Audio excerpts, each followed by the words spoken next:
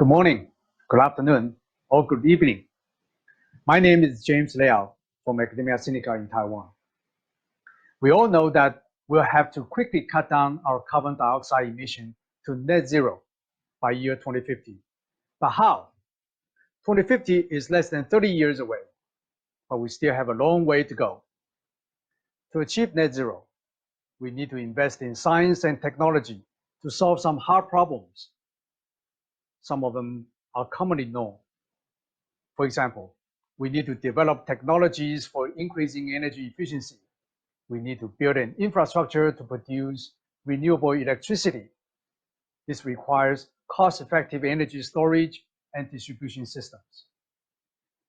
With these in place, we are then in a position to use electricity to completely replace fossil fuel in transportation, industry, and buildings. However, even if we have done all these, there are places where deep decarbonization is not easy. For example, in countries where there is not enough land to generate renewable energy from wind and solar panels. In that case, fossil fuel is likely to remain the major source of energy for a long time out of necessity. Also, in sectors like aviation and heavy industry, complete electrification is not practical yet. There, we will have to continue to use fossil fuel until new technologies are invented and developed.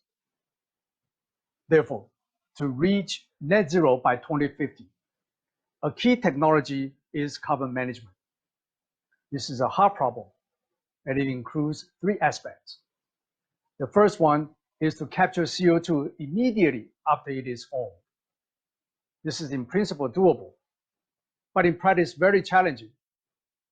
The second one is to directly capture CO2 already in the air. This is even harder, but we eventually have to do it.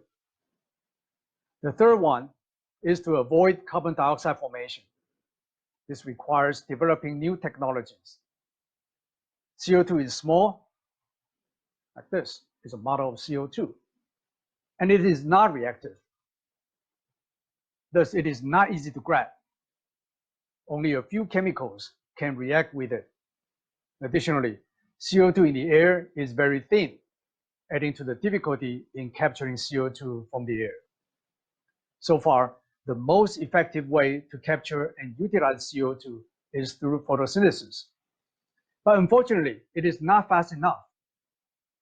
Therefore, we need to develop a next generation technology based on or inspired by photosynthesis to convert CO2 to chemicals, materials, and fuels using a combination of physical, chemical, and biological techniques in order to avoid using petroleum.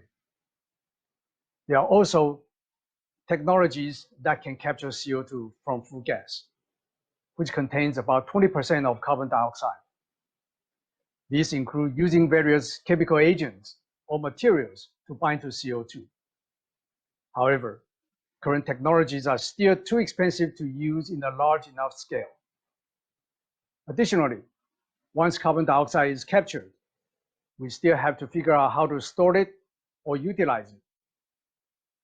The third direction is to separate the carbon from fossil fuel before it is burned, so that no carbon dioxide is released during the combustion process. For example, one can develop efficient catalysts to decompose methane, which is the major component in natural gas, to hydrogen and carbon, not carbon dioxide. Hydrogen can be used to generate energy, while carbon can be stored away. Alternatively, we need to develop technologies to rearrange molecules in biomass so that the CO2-derived biomass can efficiently use to generate chemicals, materials, and energy with no or minimal carbon dioxide release again. Of course, these processes are not cost-free, and they need to be able to scale up to the gigaton scale. This requires a large investment in research, development, and deployment, and finally, commercialization. If we successfully develop all these types of technologies, we can increase the number of possible approaches to achieve net zero. All these efforts require scientists, engineers, and the rest of the society in the world, working diligently and collaboratively, both to realize existing ideas and generate new ones. Thank you.